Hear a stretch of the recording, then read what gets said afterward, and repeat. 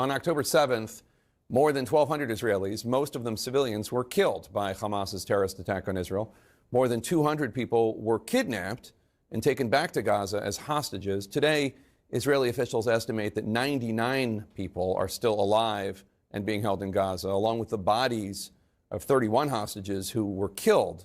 Joining us now are 6 family members who have loved ones being held hostage. Thank you so much for being here. It's an awful circumstance, and we're going to continue to cover it. Moshe, let me start with you. Your brother-in-law, Omri Miran, we've told the story before. He's being held hostage in Gaza. He has a wife, your sister, Lishay, and 2 daughters. You're all in Washington, D.C. today. What are you hoping to hear from American lawmakers? I think this is a critical week for the war, for Israel, for the hostages, and of course as well for the Palestinian non-combatants. We're hoping to hear this week that negotiations are still in full force, that there is an approach to pressure Hamas through Qatar, through Egypt, through other stakeholders, possibly Russia or Turkey, in order to ensure that Hamas agrees to the framework. As we know now, and President Biden said it last week, I met the Secretary General of the UN, who also echoed those sentiments. There is an agreement on the table. Hamas refuses to agree to it, and we have to use all the levers. And I hope American lawmakers will do the effort to pressure whoever they can, especially Qatar, to allow Hamas to free the Palestinians from they're also captives of Hamas, and of course free our loved ones, my brother-in-law Omri and the rest 133 hostages. Daniel, your grandfather Oded is still being held hostage. Your grandmother Yocheved was released. President Biden is pledging to stand by Israel. He says he is, quote, never going to leave Israel. He doesn't sound as committed to Netanyahu, I have to say. What are your feelings about America's response to this crisis? So my feeling is that I think for the last months I see real big progress of the push of Biden for the release of the hostages, and that is very positive for us. As my family, as you said, my grandma is back, my grandfather is still a hostage, is a grandfather of my daughter. Imagine, 84 years old, grandfather held as a hostage in Gaza now for 157 days with the family that from one side, the joy of my grandma coming back was, it was just amazing, but the feelings, the mixed feeling is so overwhelming of one side my grandma back, my grandfather is still there. Yeah. The family is really ripped apart, and it's not only my family, it's the families as the Trupanov family, which the mother and the grandmother came back, and the only child and only grandchild is still there.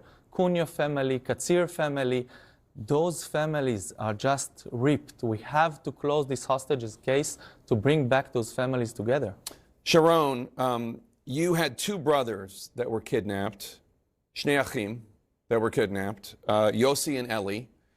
Your brother Yossi was being held by Hamas in Gaza when he was killed. Do you know, first of all, I'm so sorry. Do you know how he died? Probably because the attack of IDF military. We know he's killed, but he dragged to area fighting.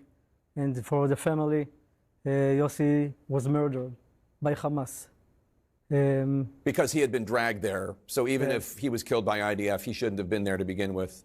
So you hold Hamas responsible. Yes, no matter for us if it's from bullet of Hamas or IDF. He was taken to area fighting. It's a very complicated situation, and actually he was murdered. My deepest condolences. May his memory be a blessing to your family. Boaz, your cousin Aviv was previously thought to be held hostage. His wife, Liat, was held hostage, but later released. It then came out that your cousin Aviv was killed on October 7th, but his body is still being held in Gaza. Can you explain to our viewers why it is so important for the bodies of your loved ones to be released back to Israel as well? because for the families, there's really no closure, and you can't really realize that that it's over until the bodies are there and get buried. But really, to me, it's as important, or even more important, that the people who are still alive that will come, the young women, the grandmothers, the grandfathers, the young men. That's even more important, really, to me personally, because they are still alive, and we can still help them. Whereas for my cousin, unfortunately, we can't help him anymore. I'm so sorry. May his memory be a blessing. Gilad, your son Tal was being held captive separately from his wife Adi and their two children, Naveh and Yahel. 6 of his extended family members, including his wife and kids, were released on November 25th. Have you heard anything about your son since then? Well, yes, we have a proof that it was taken from this safe room Kibbutz Be'eri, alive, with clothes, with shoes, in this horrible Saturday. It was taken and thrown into a car trunk with another family that hostage from Be'eri, Kibbutz Be'eri. This is the family that Alon and Yarden, that when this car was stopped, Yarden and Alon was start to run back, and Yarden thought that he ran better than her, give him his daughter, and she fall down and disappeared. She came back in the first deal, and she told us that she saw Tal for a few seconds when they But take you did see him. in Gaza. But since then, we don't have 157 days. We don't have any signs.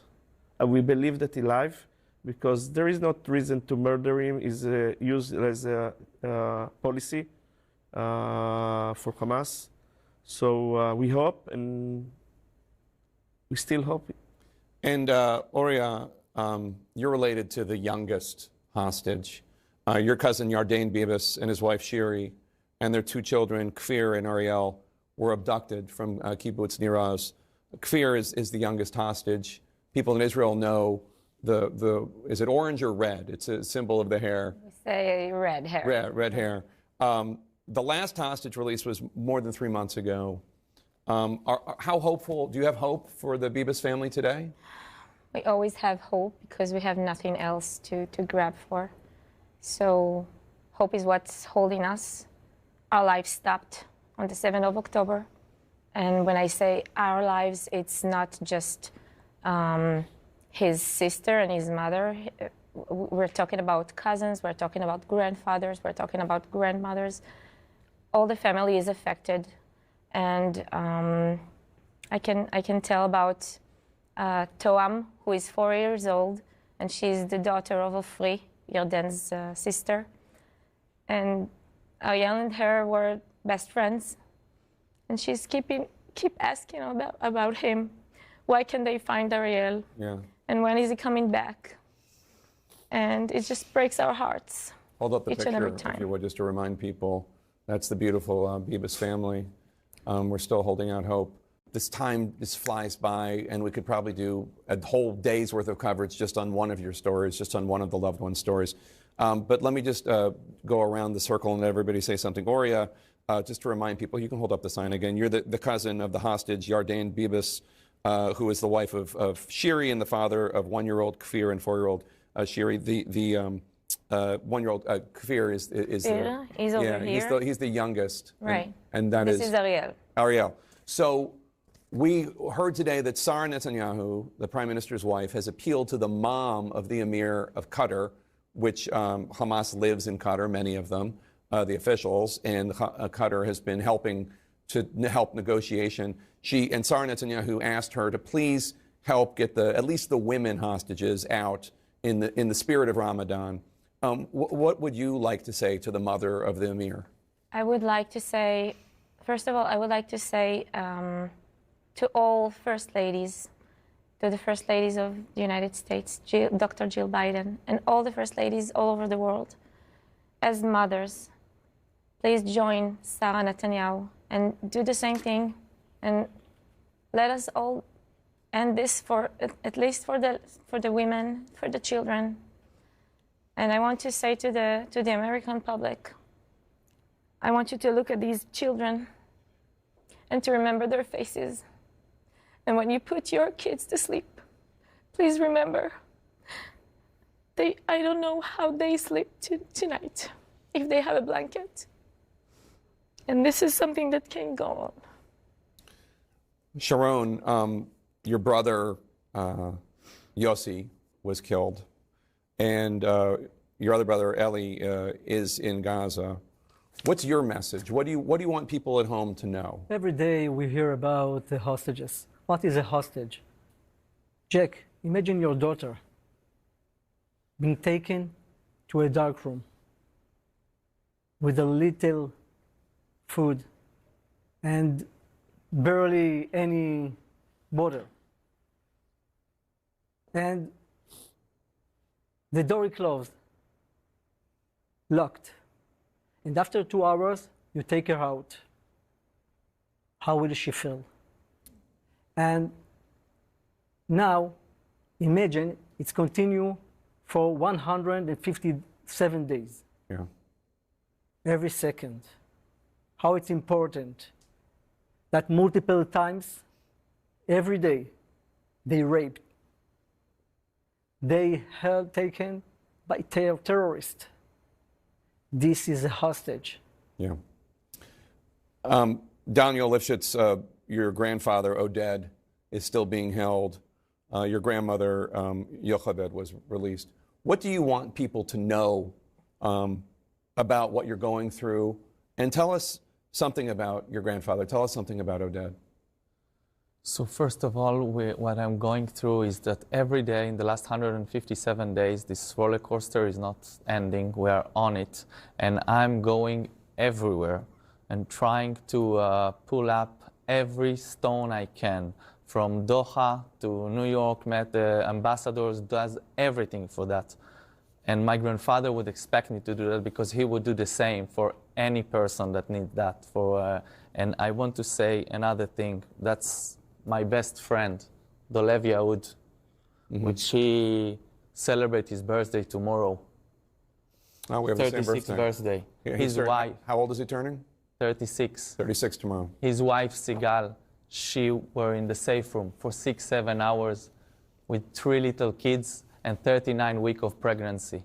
Lucky she survived it, and her son, Yotam, is asking every night, Mommy, did the war finish? Yeah.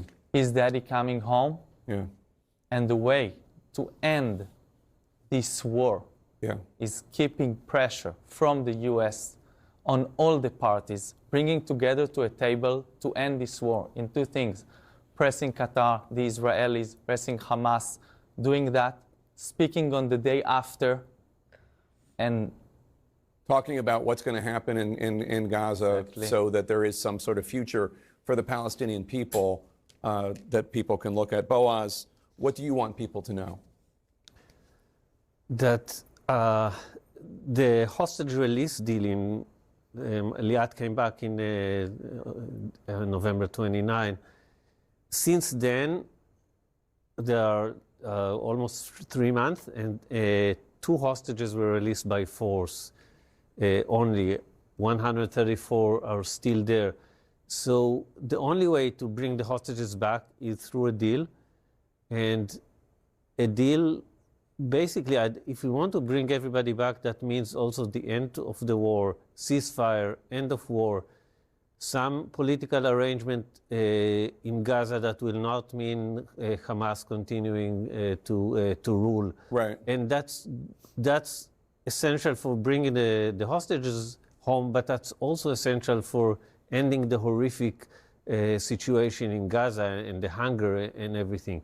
So an end to war is essential and have to happen now. And that's what you were saying also, Gilad. Your son is a hostage, but you don't want the Palestinian people to suffer. You want this war to end. You want the hostages home.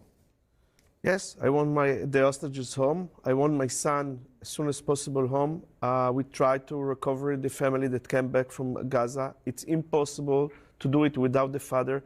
There will not be any recovery for any families without their lovers. Okay, there will not be any quiet in Israel without the hostages. And we really, really believe that after the hostages will come back, everything will relax. Again, not loving and hugging anymore, maybe years, but all the area will relax. And what I say, I ask President Biden and United States, force all the parties, including Qatar, Egypt, and Israel, to sit in the negotiation table. Don't leave it until its end. There is a Ramadan now 1 month, and then Pesach, and now everybody's in vacations, and we don't forget the hostages. Moshe, your final word? My word is for the wider public, whether here in the US and worldwide. We cannot normalize hostage taking. We cannot normalize terrorist action as committed by Hamas on October 7. Yesterday we saw the Oscars. We saw people wearing a pin that for us Israelis remind the lynch in Ramallah in the second Intifada. It was a red hand pin. I don't know that they all knew what it meant. I don't think they did. Yeah. At the same time, I want them to wear this. Yellow if ribbon. you support a ceasefire, Yeah. you need to support the return of the hostages. If you support the humanitarian cause of the Palestinian, you need to support the humanitarian cause of the hostages.